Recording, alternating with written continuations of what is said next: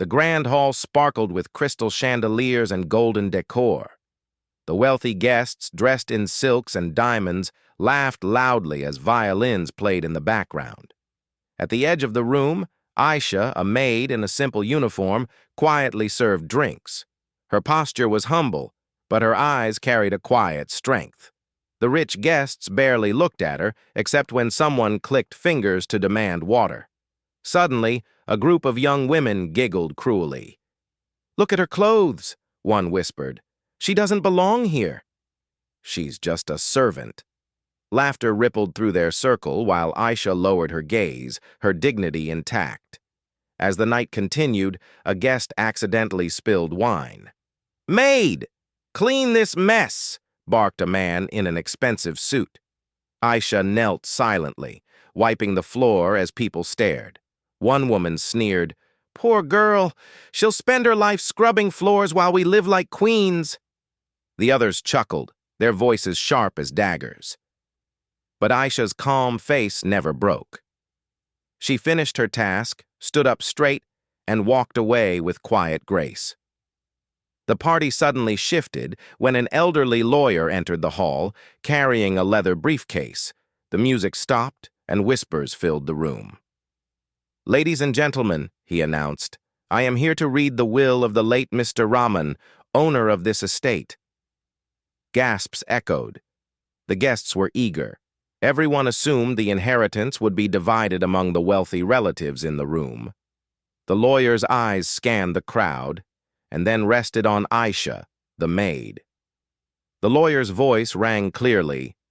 "According to Mr. Rahman's will, the true heir to this mansion and all associated businesses is his daughter, Aisha Rahman." The hall froze. Glasses slipped from hands. "What? The maid? Impossible!" shouted one guest.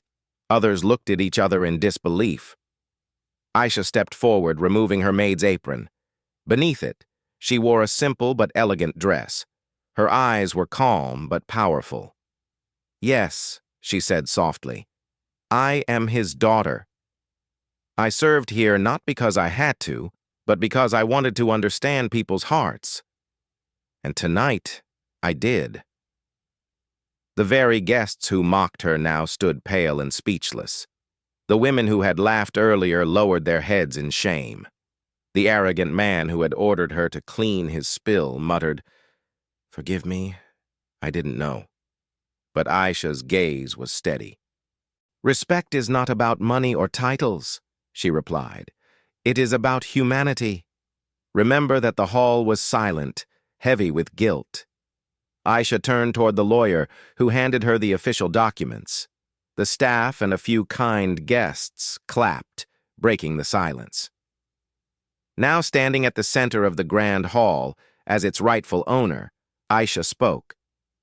"My father wanted me to see the truth, that arrogance blinds but kindness reveals character.